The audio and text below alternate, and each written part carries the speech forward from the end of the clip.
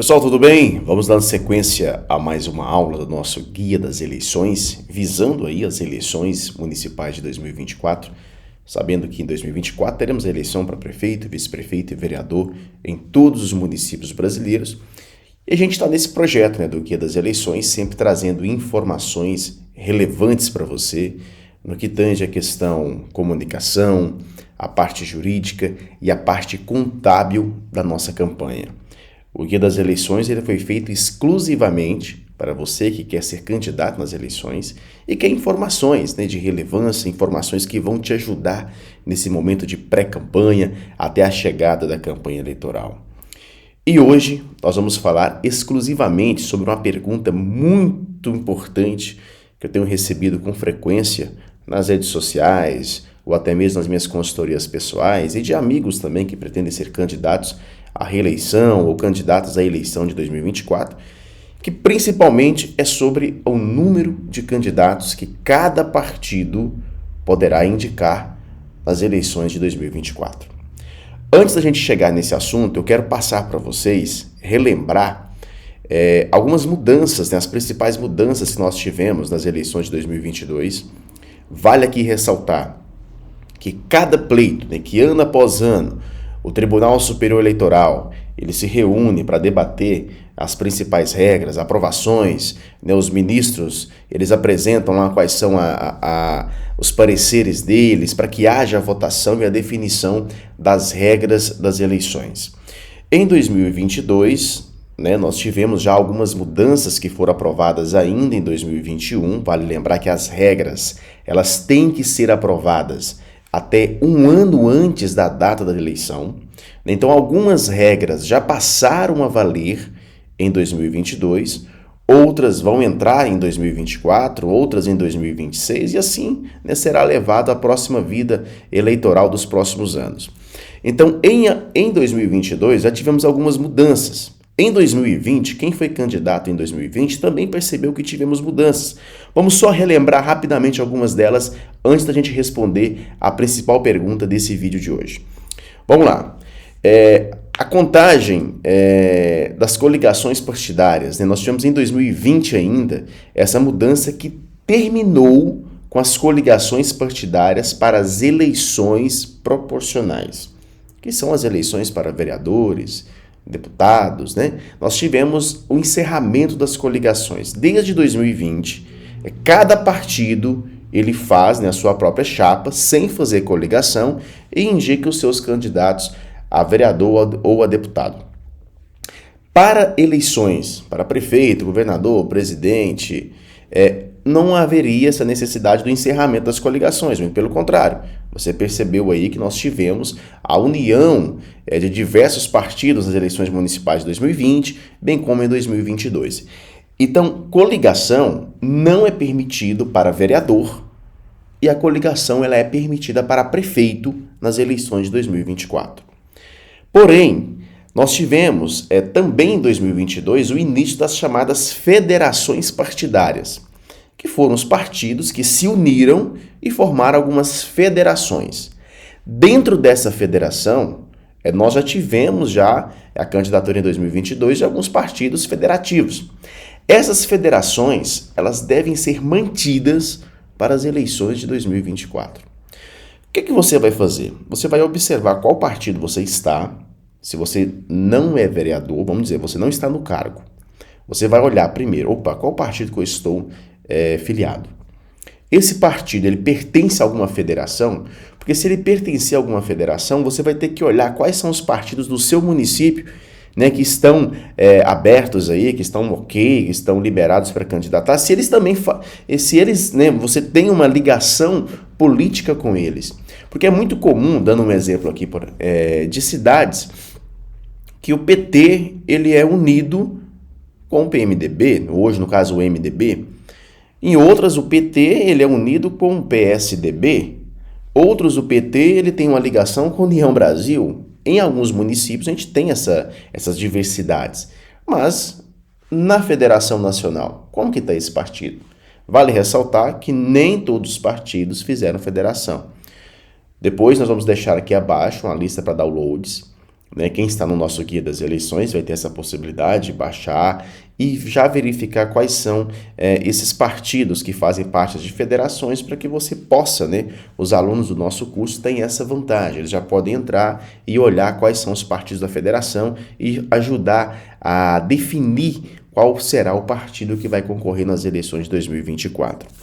Outra coisa estabelecida em 2022 foi a cláusula de desempenho, né? Lendo rapidamente para vocês, através da emenda constitucional 97, para determinar como se dá o acesso aos fundos eleitoral e partidário.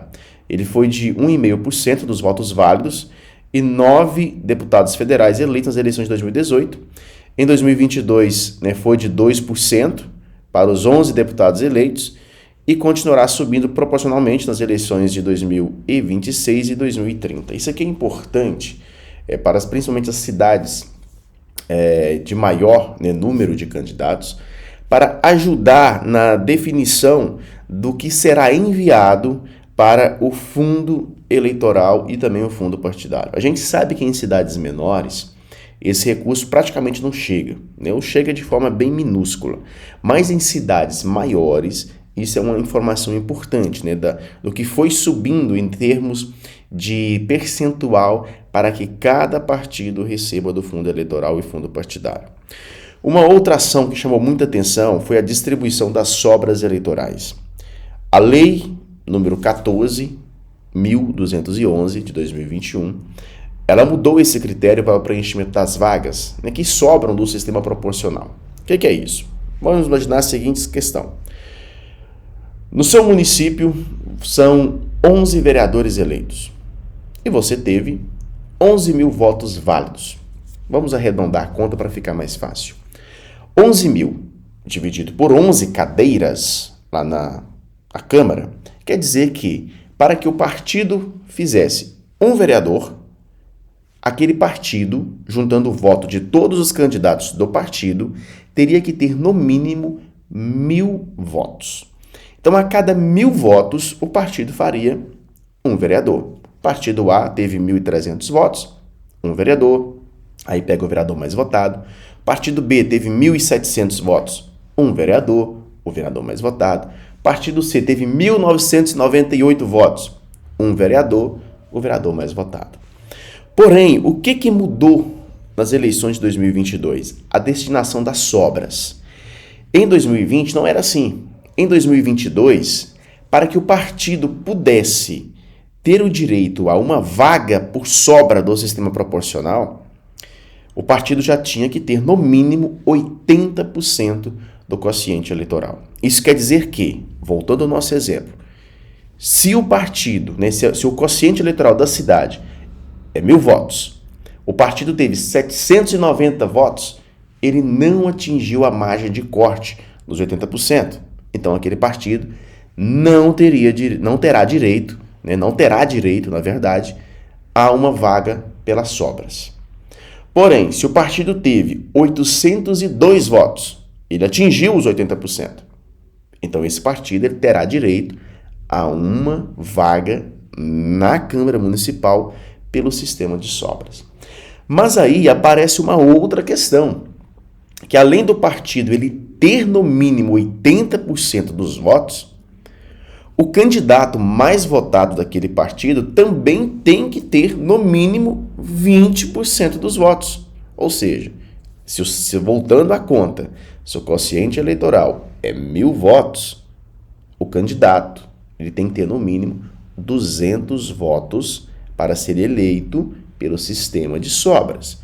O partido com 80% e o candidato com no mínimo 20% dos votos. A intenção disso tudo do TSE é evitar, né, que candidatos com votação irrisória sejam eleitos graças a um sistema, né, aquele famoso puxador de votos, o efeito Tiririca.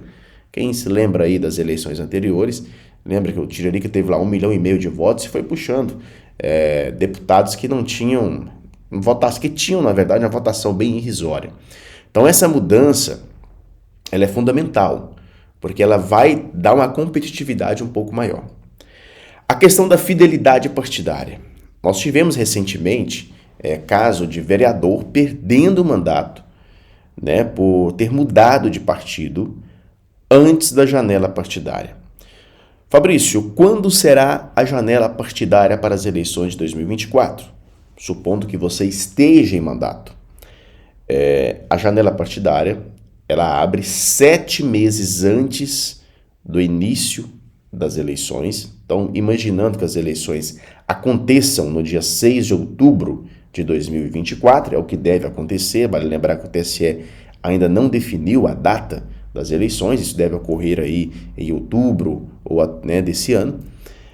Nós teremos, então, a partir do dia 6 de março de 2024 até o dia 5 de abril de 2024, a decisão de qual partido você vai concorrer. Então, se você está em mandato, você poderá mudar de partido até essa data, né? Vale dizer que a data não está definida, mas ela é 7 meses a 6 meses antes da eleição, da data da eleição, você poderá fazer a mudança de partido se você está em mandato.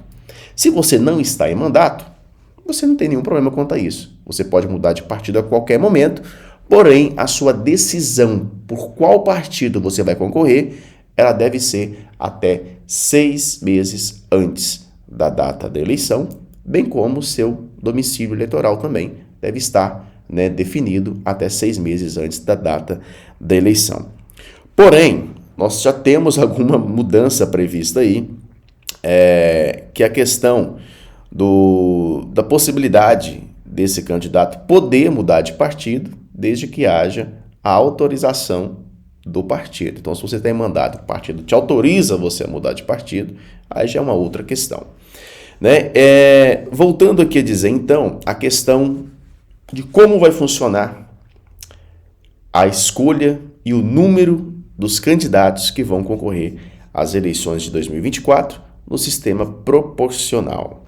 Vamos lá, primeiro nós precisamos dizer o seguinte, poderá participar das eleições o partido, né, que até 6 meses antes do pleito, ele tenha registrado o seu estatuto no TSE.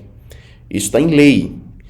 Então, o que acontece? Você tem que observar muito bem qual é o seu partido e se ele está com prestação de contas, se ele está com o estatuto tudo ok. Né? Então, gente, é muito complicada essa questão. A gente sabe que às vezes os diretórios municipais, eles mudam constantemente. Então, na eleição passada, o prefeito concorreu por um partido, nessa eleição já está em outro partido. Os diretórios municipais, eles têm uma mudança muito rápida, né, os diretores desses diretórios. Então, fique muito atento, se informe como está a legalidade do seu partido, para não ocorrer de você chegar lá em abril de 2024, o seu partido não está legalizado aí dentro do seu município. Nossa, Fabrício, mas o meu partido ele é grande, ele já está legalizado em nível nacional e estadual. Beleza, mas como está no seu município?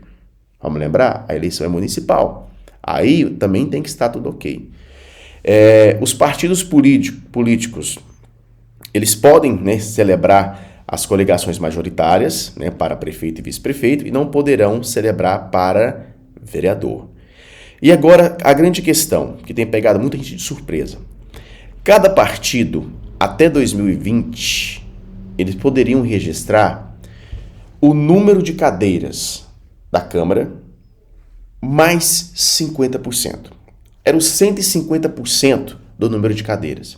Então vamos supor, se na sua cidade você tem 9 vereadores, o seu partido ele poderia registrar 9 candidatos mais 50%, ou seja, 9 mais 4,5, que daria 13,5. O que fazia? Subia para 14. A cidade com 11 vereadores, ela poderia registrar 11 mais 6,5. Mais 5,5, na verdade. 11 mais 5,5, que daria 16,5, aumentava, arredondava para cima, 17 candidatos. Porém, agora, com a mudança da lei em 2021, cada partido poderá registrar o número de vagas disponíveis na Câmara mais um candidato. Então, se você tem na sua Câmara Municipal da sua cidade 11 vereadores, o seu partido poderá registrar 12 candidatos. 9 vereadores, 10 candidatos poderão ser registrados. Se a sua Câmara tem 17 vereadores, serão 18 candidatos. E por assim, né, vai se preenchendo. Então, resumindo, é o número de vagas disponíveis na Câmara mais um. Esquece aquela questão de 150%, beleza? Outra dúvida que tem deixado muita gente também aí, né, perguntando nas redes sociais e também enviando mensagens, é sobre a cota de gênero. Fabrício, o partido tem que ter 30% de mulheres? Vamos lá. Primeiro que cota ela é de gênero. Ela não determina 30% de mulheres. Ela determina que cada partido ou a federação, ela tem que preencher com no mínimo 30% de um sexo e 70% de outro sexo. Então o partido ele pode ter 70% de mulheres como candidatas e 30% de homens. Da mesma forma que 70% de homens e 30% de mulheres. Agora, muita atenção. Nós tivemos em 2020 muitos vereadores que perderam o mandato, não por erro deles, mas por erro dos partidos e dos famosos candidatos laranjas. Em 2022 também já temos casos, né?